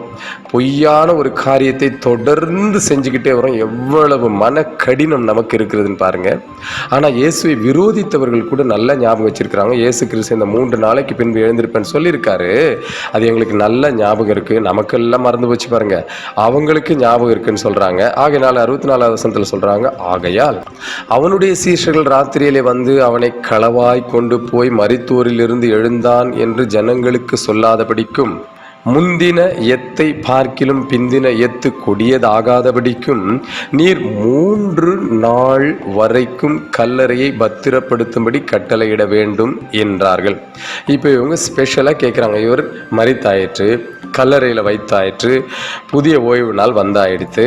இப்போது இந்த நாளிலிருந்து 3 நாள் ஸ்பெஷல் பர்மிஷன் எங்களுக்கு கொடுங்க, எங்களுக்கு உங்களுடைய சேவகர்களை அனுப்பி அந்த கல்லறையை கொஞ்சம் பத்திரப்படுத்தி கொடுங்கன்னு சொல்லி கேட்குறாங்க.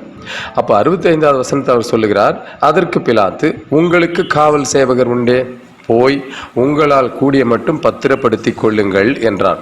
இப்போ பிலாத்து ரொம்ப தெளிவாக சொல்றாரு. இங்க பாருங்க, நாங்கள் பத்திரப்படுத்தணும்னா ஒருவேளை நாங்கள் மிஸ்டேக் பண்ணிடலாம், ஆனால் ரொம்ப வைராக்கியமாக இருக்கிறீங்க இல்லையா, அதனால நீங்கள் போய் உங்ககிட்ட இருக்கக்கூடிய காவல் சேவகர்களை வைத்து உங்களால் கூடிய மட்டும் நீங்கள் போய் பத்திரப்படுத்தி கொள்ளுங்கள் என்று பிலாத்து சொல்லுகிறார். அப்போ 66வது வசனம் சொல்லுகிறது, அவர்கள் போய் கல்லுக்கு முத்திரை போட்டு காவல் வைத்து கல்லறையை பத்திரப்படுத்தினார்கள்.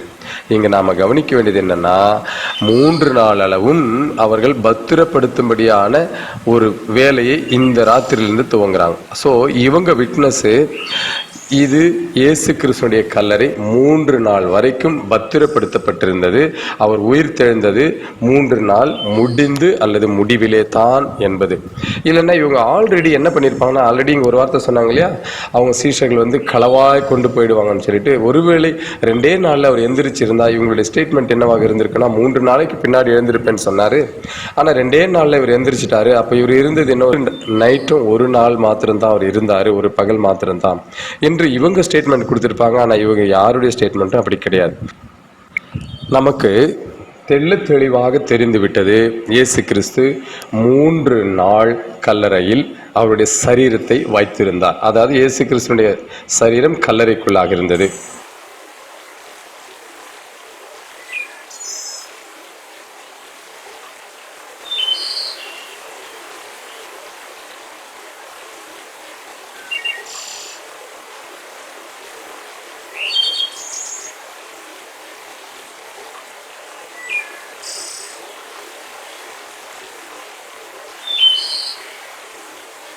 இப்போ நாம ஒரு ரீகேப் பண்ணுவோம்.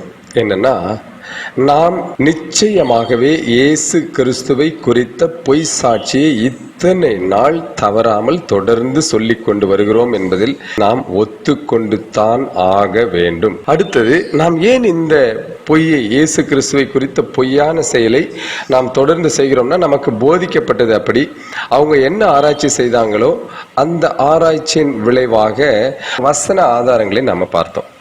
அதன் பிறகு எந்த வசனத்தை நாம் தவறாக படித்து விட்டோம் அல்லது வார்த்தைகளுக்கு முக்கியத்துவம் கொடுக்காமல் நாம் படித்ததினாலே ஏற்பட்ட தவறுகள் என்ன என்று ஒரு சில வசனங்களை வாசித்து, அதன் பிறகு ஆமாம், அவர் 3 இரவு 3 பகல் ஆக இரவு பகல் 3 நாள் அவர் பூமியின் இருதயத்திலே இருந்தார் என்பதை புரிந்து கொண்டோம். வசன ஆதாரத்தோடு தெளிவாக புரிந்து கொண்டோம். இதுல யாருக்குமே சந்தேகம் இருக்காது இல்லையா? கடைசி பகுதி என்ன செய்ய போறோம்னா, இந்த நாட்களை மிக சரியாக மிக துல்லியமாக இயேசு கிறிஸ்து மரித்த அன்று நிசான் 14, அது மைய நாள். நிசான் 14 அவர் மரித்தார், பலியாக அந்த நாளிலிருந்து நாம நாட்களை கணக்கிட போகிறோம். என்ன செய்யலாம் தெரியுமா? நிசான் 14 அவர் மரித்தார். 3 நாளை நம்ம கன்ஃபார்ம் பண்ணிட்டதுனால நிசான் 15, நிசான் 16, இந்த 3 நாட்கள் அவர் சரீரம் கல்லறையில் இருந்தது. நிசான் 17 அவர் உயிருடன் எழுந்து விட்டார்.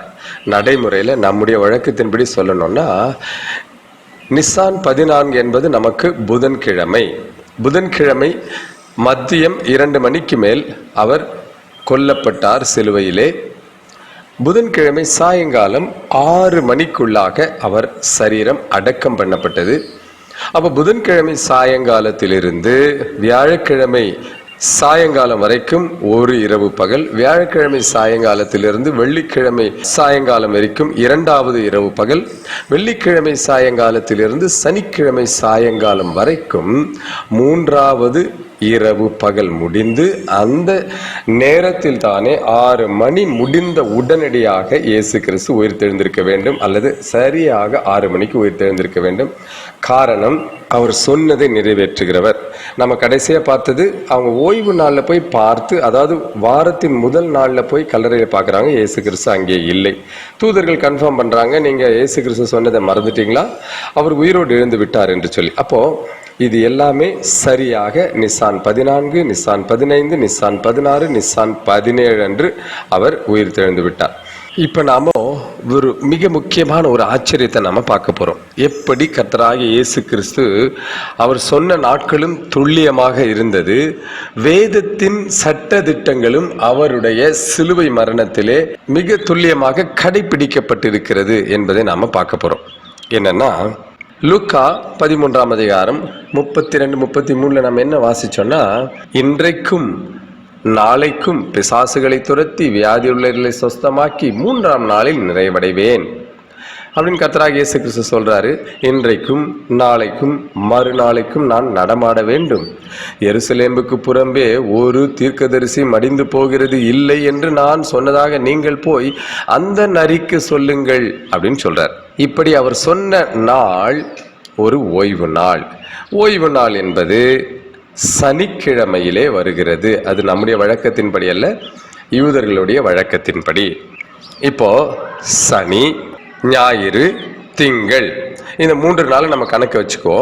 நமக்கு நல்லாவே தெரியும், புதன்கிழமை கர்த்தராகிய இயேசு கிறிஸ்து சிலுவையில் அறையப்பட்டார். அதுதான் பெரிய ஓய்வு நாளுக்கு முந்தின ஆயத்த நாள் என்பதை நாம தெளிவாக ஆராய்ச்சியில கண்டுபிடிச்சிட்டோம். அப்போ அது நிசான் 14 என்று. சனி, ஞாயிறு, திங்கள், இந்த 3 நாளை கர்த்தர் சொல்லி அது நிறைவடைதல முடிச்சிட்டாரு. நடுவில் ஒரு நாள் வருகிறது, அது செவ்வாய்க்கிழமை. இப்போ நாம டேட்டை பொறுத்திட்டே வருவோமே.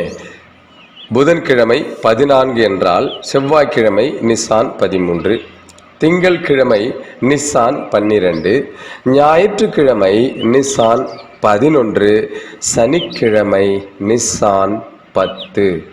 இதில் என்ன விசேஷம் கேட்குறீங்கன்னா, நிசான் 10ஆம் தேதி தான் ஆட்டுக்குட்டி தெரிந்தெடுக்கப்பட வேண்டும். இந்த ஆட்டுக்குட்டி தெரிந்தெடுக்கப்படுதல் இந்த இடத்துல எப்படி நடந்தது என்றால், அந்த ஏரோது தன்னை கொலை செய்ய தேடுகிறான் என்று சொன்ன பொழுது கர்த்தராகிய இயேசு கிறிஸ்து அந்த இடத்துல தெளிவாக சொல்லுகிறார், இன்னும் 3 நாள் நான் நிறைவடையணும், அதன் பிறகு பஸ்கா பண்டிகை வரும் என்பதை மத்தேயு 26 தெளிவுபடுத்துகிறார்.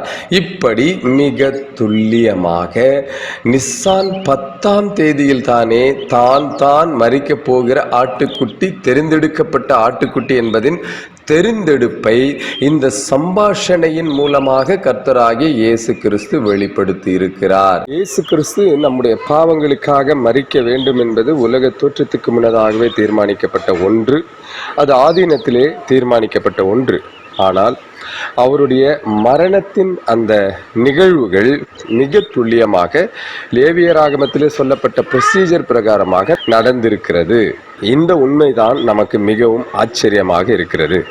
எவ்வளவு சரியாக இந்த ஒவ்வொரு ப்ரொசீஜரும் கர்த்தருடைய மரணத்திலே நிகழ்ந்திருக்கிறது என்பதை நாம் கண்டுபிடித்தோம். இப்போ சரியாக நாட்களை பார்த்தீங்கன்னா, நிசான் 10, 11, 12, 13 முடிந்து 14ஆம் தேதி சாயங்காலத்திலே ஆட்டுக்குட்டி அடிக்கப்பட வேண்டும். கர்த்தராகிய இயேசு கிறிஸ்து அடிக்கப்பட்டார். அன்றிலிருந்து நாம் சரியாக கணக்கெடுத்தால் துல்லியமாக 3 இரவு 3 பகல் முடிந்து ஞாயிற்றுக்கிழமை காலையில் அவர் அங்கே கல்லறையில் இல்லை. அப்படின்னா சனிக்கிழமை சாயங்காலம் 6 மணிக்கு அவர் உயிருடன் எழுந்து விட்டார். நம்முடைய ஆராய்ச்சியில் இவ்வளவு துல்லியமாக இயேசு கிறிஸ்துவனுடைய ஒவ்வொரு செயல்பாடுகளும் இருக்கிறது நாம் பார்த்துட்டோம் இல்லையா?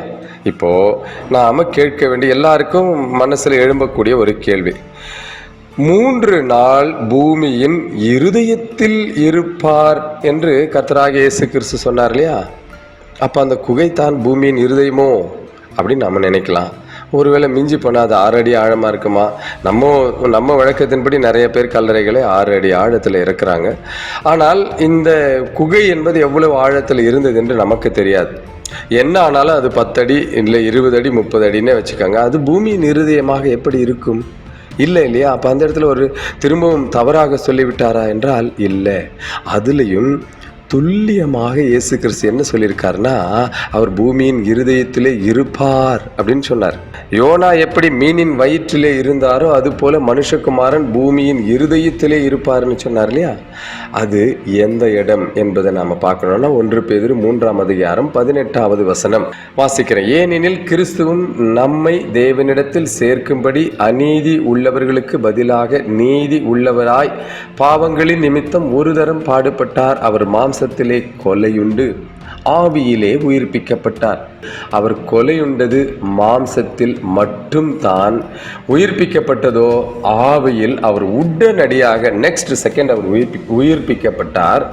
19ஆம் வசனம் சொல்லுகிறது, அந்த ஆவியிலே அவர் போய் காவலில் உள்ள ஆவிகளுக்கு பிரசங்கித்தார். அப்போ இந்த காவலில் உள்ள ஆவிகள் தங்கி இருக்கிற இடம் பூமியின் இருதயமாக இருக்க வேண்டும். அதுதான் உறுதி. ஏனென்றால் இயேசு கிறிஸ்து போய் சொல்ல மாட்டார். அவர் இதுதான் பூமியின் இருதயம் சொல்லிட்டார்னா அவர் அந்த இடத்துல தான் இருந்தார். அவருடைய சரீரம் மாத்திரம் தான் கல்லறையில் இருந்தது. அப்போ நம்ம தெளிவுபடுத்தி கொள்ள வேண்டியது, அவர் பூமியின் இருதயத்திலே இருந்தார். அந்த இடம் என்னன்னா 20வது வசனம் சொல்லுகிறது, அந்த ஆவிகள் பூர்வத்தில் நோவா பேழையை ஆயத்தம் பண்ணும் நாட்களிலே தேவன் நீடிய பொறுமையோட காத்திருந்த போது கீழ்ப்படியாமல் போனவைகள். அந்த பேழையிலே சிலராகிய 8 பேர் மாத்திரம் காக்கப்பட்டார்கள். ஏன் இந்த இன்ஃபர்மேஷன் எல்லாம் இவ்வளோ டீட்டெயிலாக கொடுத்துருக்குன்னா, நமக்கு கர்த்தர் எச்சரிக்கிறார், எவனெல்லாம் பூமியை சார்ந்து உலகத்தை சார்ந்து பூமியின் மேலே கண்ணை வச்சு பூமிக்கேற்ற வழக்கத்தின்படி வாழுகிறானோ அவனுக்கு அந்த இருதயத்தில் தான் இடம். பூமியின் இருதயத்தில் தான் அவங்களுக்கு இடம். ஏன்னா எவ்வளவு சொன்னாலும் முரட்டாட்டம் பண்ணி கொண்டு எவ்வளவு சொல்லி பாருங்க, இது நாட்கள் நெருங்கிடுச்சு, கர்த்தராகிய இயேசு கிறிஸ்து இப்போ வரப்போகிறார், ரேப்சர் நடக்க போகிறது, இனி மகா உபத்திரவ காலமும் வேதனையின் காலமும் வரப்போகிறது, அந்த நாட்களிலே நீங்கள் போகக்கூடாது என்று சொன்னால் இப்பொழுதே உங்களை காத்து கொள்ளுங்கள். நாம் எவ்வளவு சொல்லி இது பொய்யுங்க, கட்டுக்கதைங்க. என்னன்னா லெந்து கால சம்பவங்கள் என்பதும் ஒரு கட்டுக்கதை. இது எப்படிங்க கட்டுக்கதை நீங்கள் கேட்கலாம். இது கர்த்தராகிய இயேசு கிறிஸ்துவின் ஊழியத்தை இருட்டடிப்பு செய்யக்கூடிய ஒரு பயங்கரமான செயல். நாம் எல்லாரும் அதற்கு உடனாளிகளாய் பங்காளிகளாய் இருந்து கர்த்தராகிய இயேசு கிறிஸ்துவனுடைய செயலை இருட்டடிப்பு செஞ்சிருக்கிறோம். அதையும் நான் உங்களுக்கு சொல்லிடுறேன். ஒரு கேள்வி கேட்குறேன். இயேசு கிறிஸ்து பிசாசினால் சோதிக்கப்படும்படி வனாந்திரத்திற்கு போய் 40 நாள் பிசாசினால் சோதிக்கப்பட்டார். அந்த 40 நாள் முடிந்து கர்த்தராகிய இயேசு கிறிஸ்து டைரக்டாக சிலுவைக்கு போய் மரித்து போனாரா அல்லது 3 வருடம் ஊழியம் செய்தாரா? நிறைய பேர் 3.5 வருடம் சொல்லுவாங்க. அது 3.5 அல்ல, 3 வருடம் தான். இதையும் நீங்கள் நினைவில் வைத்துக் கொள்ளுங்கள். காரணம், இயேசு கிறிஸ்து பிறந்தது டிசம்பர் மாதம், அவர் மரித்தது ஏப்ரல் மேல. இந்த மாதிரி வருகிறதுனால 3.5 வருஷம்னு சொல்லிட்டாங்க. உங்களுக்கு ஒரு ரகசியத்தை சொல்கிறேன். இயேசு கிறிஸ்து பிறந்ததும் பஸ்கா அன்று தான், இயேசு கிறிஸ்து மரித்ததும் பஸ்கா அன்று தான். எப்படி அப்போ 3.5 வருஷம் வரும்? யாருக்காவது இந்த கேள்வி மனசில் தோன்றி இருக்கிறதா? ஏன்னா இயேசு கிறிஸ்து எப்போ பிறந்தார் என்பதே நிறைய பேருக்கு தெரியல. ஆனால் வேத வசனம் தெளிவாக வெளிப்படுத்துகிறது. இயேசு கிறிஸ்து பிறந்ததும் சரியாக பஸ்கா பண்டிகையில் தான் என்பதை ஜனங்கள் அறியாதிருக்கிறார்கள். அதற்குரிய வசனத்தை வாசிச்சிடறேன். அதுக்கு ரொம்ப டீப்பாக நிறைய நம்ம ஆராய்ச்சி செய்ய வேண்டிய அவசியம் இல்லை. வசனத்தை வாசிக்கிறேன், விசுவாசிக்கிறவங்க விசுவாசிங்க, விட்டுடுறவங்க விட்டுடுங்க. அவர் பிறந்தது எப்படின்னா, லூக்கா 2ஆம் அதிகாரம் 41வது வசனம் சொல்லுகிறது, அவருடைய தாய் தகப்பன்மார் வருஷந்தோறும் பஸ்கா பண்டிகையிலே எருசலேமுக்கு போவார்கள். எக்ஸாக்டாக அந்த பஸ்கா பண்டிகையின் அந்த முதல் நாளில் அவங்க எருசலேமில் இருப்பாங்க. 42 சொல்லுகிறது, அவருக்கு 12 வயதான போது, அவருக்கு 12 வயதான போது அவர்கள் அந்த பண்டிகை முறைமையின்படி எருசலேமுக்கு போய், அவருக்கு 12 வயதாகும் போது அப்படின்னா 12வது வயதில் அப்படின்னு சொன்னால் 12வது வருஷத்தில் ஏதோ ஒரு நாள்னு சொல்லலாம். 12 வயது எப்போ ஆகும்னா எக்ஸாக்ட்லி அந்த பிறந்த நாள் அன்றைக்கி தான், இல்லையா? எத்தனையாவது நாள் நீங்கள் எல்லாரும் கேண்டிலை கொளுத்தி அணைக்கிறீங்களே, அது எப்போன்னா சரியாக அந்த பிறந்த நாளில் செய்வீங்க, இல்லையா? அந்த வழக்கங்கள்லாம் நமக்கு கிடையாது.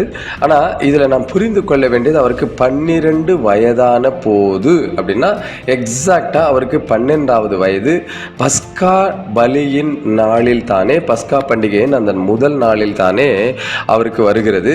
ஆகையினால அவங்க இந்த இன்சிடெண்ட்டை ஏன் கர்த்தராகிய இயேசு கிறிஸ்து இங்கே எழுதி வைத்திருக்கிறாருன்னா, அவர் பிறந்ததும் பஸ்கா அன்று தான் என்பதை தெளிவுபடுத்துகிறதற்காக எழுதியிருக்கிறார். இதை நீங்கள் இன்னும் நிறைய ஆராய்ச்சி இருக்கிறது, அதை பஸ்கா அன்று தான் அவர் பிறந்தார் என்பதை உறுதிப்படுத்தக்கூடிய ஆராய்ச்சி.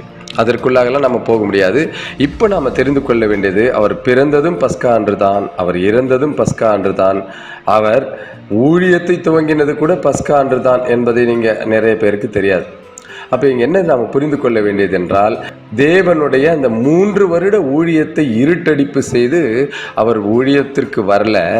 அவர் 40 நாள் உபவாசம் இருந்து துக்கப்பட்டு கண்ணீர் விட்டு கதறி அப்படியே கொண்டு போய் அவரை சிலுவையில் அரைஞ்சிட்டாங்க. இதற்கு நாங்களும் சாட்சி. ஆமாம், 40 நாள் லெண்டேச முடிப்போம், ரொம்ப பரிசுத்தமாக இருந்துக்குவோம். ஏன்னா இயேசு கிறிஸ்து அந்த நேரத்தில் அழுதுட்டு தான் இருந்தார் பாருங்களேன். கண்ணீர் விட்டு அழுது வேதனைப்பட்டு இருந்தது போலவும் அப்படியே அழுகையோடு அவரை கொண்டு போயிட்டு சிலுவையில் அரைஞ்சி, அந்த சிலுவையில் அரைஞ்சி அப்படியே அவர் அங்கேருந்து அப்படியே பயந்துட்டு பரலோகத்துக்கு ஏறி போயிட்டாரு அப்படிங்கிறதுக்கு நாம் சாட்சிகளாக இந்த உலகத்தில் இது கொஞ்சம் அவமானமான விஷயமா நமக்கு தெரிய வேண்டும். ஏன்னு சொன்னால், இதை தேவன் அருவருப்புன்னு சொல்கிறார். எதை? இந்த 40 நாள் உபவாசத்தை தபசு காலம்னு சொல்லிக்கிறீங்க, லெந்து நாட்கள்னு சொல்கிறீங்க. ஏன் இதை ஒரு ஒடுக்கத்தின் நாளாய், ஒரு வேதனையின் நாளாய், ஒரு கண்ணீரின் நாளாய், எந்த ஒரு சுப காரியமும் செய்யாமல், அப்படின்னா எந்த ஒரு நல்ல காரியமும் கிறிஸ்தவம் இந்த காலத்தில் செய்யவே மாட்டான் பார்த்துங்க. கல்யாணம் நடக்காது, பெண் கேட்க போக மாட்டாங்க, பெண் வாங்க போக மாட்டாங்க, வீடு திறப்பு இருக்காது, நிறைய பெண்கள் பூ வச்சுக்க மாட்டாங்க, நிறைய பேர் துக்க முகத்தோடுவே இருப்பாங்க, சாப்பிட மாட்டாங்க. ஏன்னா இவ்வளவு தங்களை அவர்கள் கெடுத்து கொள்ளுகிறதற்கான காரணம் என்னன்னா, ஒரு கதை, இது நான் வேதவசன ஆதாரத்தோடு தான் நான் சொல்கிறேன். ஆனால் அதை அவர்கள் கதையாக உருவகப்படுத்தி அதை ஜனங்கள் மத்தியில் சொன்னதுனால ஜனங்கள் அந்த பொய்யை உண்மை என்று நம்பி இயேசு கிறிஸ்துவுக்கு முன்னதாகவே பல 100 வருஷங்களாக அந்த பொய்யை தான் அவங்க கடைபிடிச்சு அதற்காக துக்கம் கொண்டாடிட்டு வந்திருக்காங்க. என்னன்னா, வேதத்தில் வருகிற ஒரு பாத்திரம் நிம்ரோத், இன்னொரு ஒரு பெண்மணி அஸ்தரோத். இந்த நிம்ரோத்தும் அஸ்தரோத்தும் கணவன் மனைவிகள். இவங்களுக்கு ஒரு குழந்தை பிறக்கிறது, அந்த குழந்தை தம்மூஸ். நான் ரொம்ப ஷார்ட்டாக சொல்கிறேன். இந்த நிம்ரோத் செத்து போயிடுறான். தன் கணவன் செத்து போனதுக்கு பிறகு இந்த அம்மா என்ன பண்ணுதுன்னா, அந்த தம்மூசை வளர்த்து அவன் பெரியவனான பிறகு இந்த அம்மாவே அந்த பையனை கல்யாணம் பண்ணிக்குது. இது கேட்கறதுக்கு முகம் சுளிக்கிற மாதிரி இருக்கா இல்லையா? அருவருப்பாக இருக்கா இல்லையா? அப்போ வசனம் இது அருவருப்புன்னு சொல்லணுமா இல்லையா? அப்போது அந்த அம்மா அவனை திருமணம் செய்து கொண்டு அவங்க 2 பேரும் கணவன் மனைவியாக வாழறாங்க. தாயும் பிள்ளையாக இருக்க வேண்டியவர்கள் மனைவியும் கணவனுமாக வாழறாங்க. இந்த தம்மூஸ் ஒரு நாள் ஏதோ வேட்டைக்கு போகும்போது ஒரு காட்டு பன்றினான் அவன் கொல்லப்படுகிறான். இந்த தாய் என்ன செய்கிறாள்னா, எனக்கு சொல்லவே அருவருப்பாக தான் இருக்கிறது. தாய் தான், ஆனால் கணவன் மரித்து விட்டான் என்று சொல்லி அவனோடு வாழ்ந்து கொண்டிருந்தனால, இந்த தம்மூஸ் உங்களுக்கு சூரிய கடவுள், இந்த தம்மூஸை நான் போய் உயிரோடு கொண்டு வரேன் அப்படின்னு சொல்லிட்டு, இந்த அம்மாவுக்கு ஒரு கதை ஒன்று இருக்கிறது அவங்கக்கிட்ட. என்ன கதைன்னா, இந்த அஸ்தரோத் என்பவள் நிலாவிலிருந்து ஒரு முட்டையாக யூப்ரட்டிஸ் நதியில் வந்து விழுந்தாங்க. அந்த யூப்ரட்டிஸ் நதியிலிருந்து விழுந்த முட்டையிலிருந்து வந்தது தான் இந்த அஸ்தரோத் என்கிற தேவதை அப்படின்னு நிறைய பேர் நம்புகிறாங்க. இந்த அம்மா என்ன செய்து, நான் போய் தம்மூசை, அதாவது சூரிய கடவுளை உங்களுக்காக உயிரோடு கொண்டு வர போகிறேன், நான் வர்ற வரைக்கும் எல்லாரும் உபவாசம் இருந்து எனக்காக துக்கம் கொண்டாடுங்கன்னு அந்த அம்மா சொல்லிட்டு போகுது.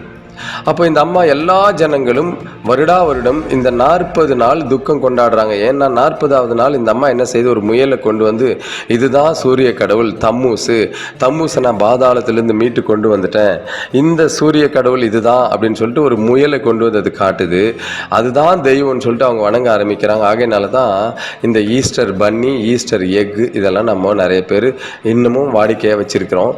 இதுக்கும் வசனத்துக்கு என்ன சம்பந்தம், நம்ம தான் கேள்வி கேட்க மாட்டோமே, அது பெரிய நம்மக்கிட்ட இருக்கக்கூடிய குறை இல்லையா? இந்த தம்மூசுக்காக அழுது கொண்டிருக்கிற காரியம் இஸ்ரவேலர்கள் மத்தியிலே இருந்தது. இதை எசேக்கியேல் 8ஆம் அதிகாரம் பதிவு செய்து வைத்திருக்கிறது. வாசிப்போம். எசேக்கியேல் 8ஆம் அதிகாரம் 13ஆம் வசனத்தில் நான் வாசிக்கிறேன். பின்னும் அவர்கள் செய்கிற அதிக அருவருப்புகளை இன்னும் காண்பாய் என்று அவர் என்னுடனே சொல்லி. இந்த வசனம் என்ன சொல்லுதுன்னா, அதிக அருவருப்பு. 14வது வசனத்தில் வாசிக்கிறேன். அவர் என்னை கர்த்தருடைய ஆலயத்து வடக்கு வாசலின் நடையிலே கொண்டு போனார். இதோ அங்கே தம்மூசுக்காக அழுது கொண்டிருக்கிற ஸ்திரீகள் உட்கார்ந்திருந்தார்கள். ஏன்னா இந்த தம்மூசுக்காக அழுகிற வழக்கம் எல்லா ஜனங்களுக்குள்ளும் இயேசு கிறிஸ்துக்கு முன்னதாகவே இருந்து, இதை கர்த்தராக இயேசு கிறிஸ்து எசேக்கியேலை அழைத்து கொண்டு போய் தரிசனத்திலே அவனுக்கு காண்பிக்கிறார். 15வது வசனத்தில் திரும்ப அவர் சொல்றார், அப்பொழுது அவர் மனுபுத்திரனே இதை கண்டாயா, இதிலும் அதிக அருவருப்புகளை இன்னமும் காண்பா என்று என்னுடனே சொல்லி. ஏற்கனவே அதிக அருவருப்புன்ட்டாரு, அந்த அதிகத்திலும் அதிகம்னா அதிக அருவருப்பை இன்னமும் காண்பா என்று சொல்லி அவர் என்ன செய்கிறார்னா 16வது வசனத்தில், என்னை கர்த்தருடைய ஆலயத்தின் உட்பிரகாரத்திலே கொண்டு போனார். இதோ கர்த்தருடைய ஆலயத்தின் வாசல் நடையிலே மண்டபத்துக்கும் பலிபீடத்துக்கும் நடுவே ஏறக்குறைய 25 புருஷர் தங்கள் முதுகை கர்த்தருடைய ஆலயத்துக்கும் தங்கள் முகத்தை கீழ் திசைக்கும் நேராக திருப்பினவர்களாய் கிழக்கே இருக்கும் சூரியனை நமஸ்கரித்தார்கள். என்ன ஒரு அருவருப்பு! நாமெல்லாம் நினச்சிக்கிடலாம், நம்ம ஆலயத்தில் தானே நாங்கள் உட்காரோம், நாங்கள் வெள்ளை ட்ரெஸ்ஸை போட்டுக்கிட்டு வெள்ளை அப்படியே மல்லிப்பூவெல்லாம் அலங்காரம் பண்ணிக்கிட்டு நாங்கள் ஈஸ்டர் அவ்வளோ அழகால நாங்கள் கொண்டாடுறோம், நாங்கள் எங்கே முதுகை காமிச்சோன்னு சொல்லலாம். நீங்கள் சரீர பிரகாரமாக பிசிக்கலாக ஆலயத்தில் நீங்கள் நேராக உட்கார்ந்துருக்கலாம், ஆனால் உங்கள் செயலோ தேவனுக்கு முதுகை காண்பித்து சூரியனுக்கு நேராக உங்களுடைய முகத்தை காண்பிக்கிறதற்கான ஒரு அருவருப்பு. இந்த கதையே ஒரு பொல்லாத அருவருப்பு. அந்த கதையை மக்கள் பல வருடங்களாக செயல்பாட்டிலே கொண்டு வந்து அதை நம்பிக்கொண்டிருக்கிறார்கள்.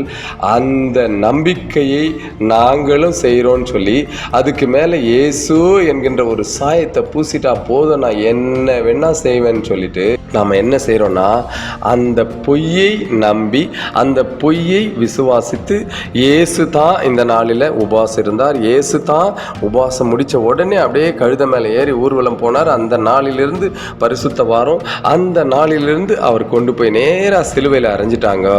அவரை சிலுவையில் அரைஞ்சதுக்கு நாங்கள் சாட்சி.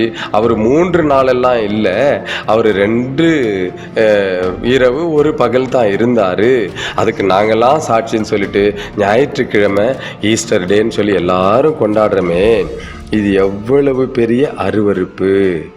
அதற்கும் வசனத்தை நான் வாசிச்சிடுறேன். ஏன்னா இந்த அருவருப்பை செய்கிறவர்களுக்கு நிச்சயமாக ஏதோ நீங்கள் இதை செஞ்சிட்டீங்க, இதை நம்ம கடைப்பிடிக்கிறோம், ஏன்னா எங்கள் அப்பா அம்மா செஞ்சுட்டு இருந்தாங்க, எங்கள் தாத்தா பாட்டை செஞ்சுட்டு இருந்தாங்க, நாங்கள் பரம்பரையாக செய்கிறோம், எப்படி பிரதர் நீங்கள் அவ்வளோ சீக்கிரம் நாங்கள் விட்டுற முடியும்?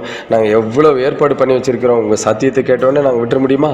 இயேசு கிறிஸ்துவே நேரில் வந்து சொன்னாலும் கூட, ஆண்டவரே ஒரு 2 நாள் டைம் கொடுங்க, நாங்கள் ஈஸ்டரை முடிச்சுட்டு வந்து தான் மற்ற வேலையை பேசுவோன்னு சொல்கிற அளவுக்கு நாம் எல்லாரும்னா அந்த பொய்யை விரும்பி, அந்த பொய்யை நம்பி, அந்த பொய்யின்படி வாழுகிறவர்களாக நம்முடைய வாழ்க்கையை அமைத்து கொண்டது என்பது எவ்வளவு பெரிய டேஞ்சர்னா வெளிப்படுத்தின விசேஷம் 22ஆம் அதிகாரம் 15வது வசனத்தை நான் வாசிக்கிறேன். நாய்களும் சூனியக்காரரும் விபச்சாரக்காரரும் கொலை பாதகரும் விக்கிரக ஆராதனைக்காரரும் பொய்யை விரும்பி அதன்படி செய்கிற யாவரும் புறம்பே இருப்பார்கள் என்று வசனம் சொல்லுகிறது. இவங்கெல்லாம் யாருமே பரலோகத்துக்குள்ளே வர முடியாது. அதாவது நித்திய பரலோகத்தில் அந்த பரம எருசலேமுக்குள்ளே வர முடியாது. ஏன்னு சொன்னால் பொய்யை விரும்புகிறோம், அதன்படி செய்கிறோம். நாங்கள் விரும்புகிறது மாத்திரமல்ல, அதன்படி செய்கிறோம் என்று சொல்லி பொய்யை விரும்பி பொய்யின்படி செய்கிறதற்கு நாம் என்ன தான் இயேசு கிறிஸ்துவின் பெயரை வைத்து அல்லேலூயா ஸ்தோத்திரம் ஸ்தோத்திரம் ஸ்தோத்திரம் எத்தனை முட்டி தேய நீங்கள் அப்படியே கதறி கதறி அழுது நாங்கள் அந்த நாளை நாம் இயேசுக்கு நாம் மாற்றினாலும் இயேசு அந்த நாளை தெரிந்தெடுக்கவில்லை. நமக்கு இவ்வளவு கன்ஃபியூஷனும் வந்து இப்படி ஒரு கொண்டாட்டத்தை நாம் செய்யணுமா? நமக்கு இதை ஆராய்ச்சி செய்து பார்த்தா அதற்கான வழி கிடைக்கல. நமக்கு அதை எவ்வளவு தான் தேடி பார்த்தாலும் அந்த இடத்த நம்ம கண்டுபிடிக்க முடியல, சரியான டேட்டை கண்டுபிடிக்க முடியலையே. ஏன் இதை நாம் செஞ்சுக்கிட்டு இருக்கோம் அப்படிங்கிற ஒரு சுய பரிசோதனை யாரிடத்திலும் இல்லை என்று சொன்னால் அது எவ்வளவு டேஞ்சர், எவ்வளவு பயங்கரம் இல்லையா? இதை நாம் ஏன் யோசிச்சு பார்க்கல?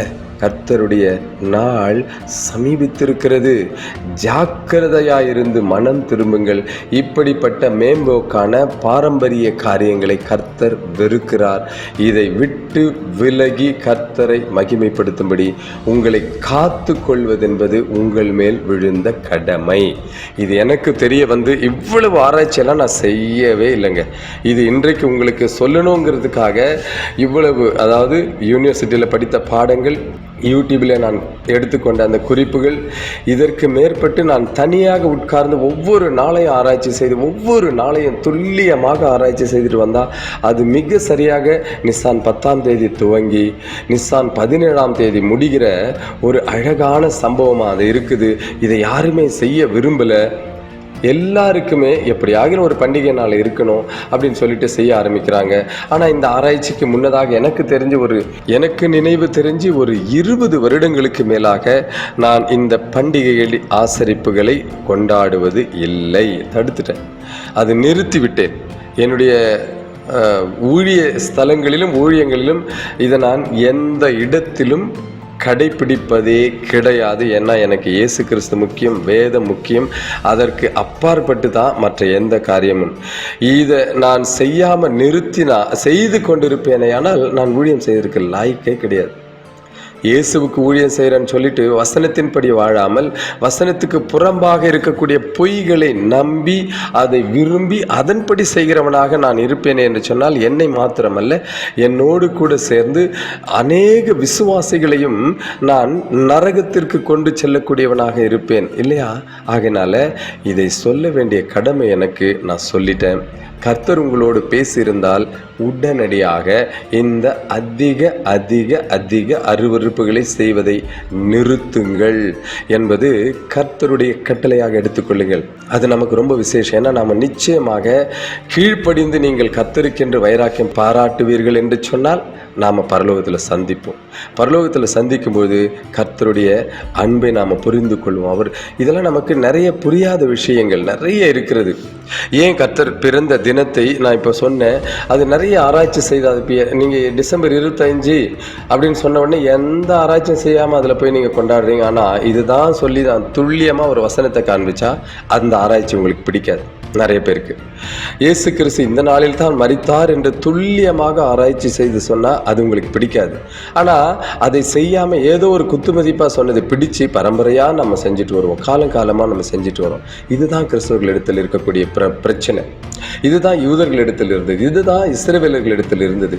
எப்போவெல்லாம் அவங்க வழி தவறி போகிறாங்களோ அப்போல்லாம் யாரையாகிலும் அனுப்பி கர்த்தராகிய தேவன், கர்த்தராகிய இயேசு கிறிஸ்து அவர்களை தம் மண்டையிலே சேர்த்து கொள்ள ஆசையாயிருந்தார். ஆனால் அவர்களோ கர்த்தருக்கு முதுகையும் இந்த கட்டுக்கதைகளுக்கு தங்கள் முகத்தையும் காண்பித்தார்கள். இதே தவிர தயவு செய்து செய்யாதபடிக்கு உங்களை தற்காத்து கொள்ளுங்கள்.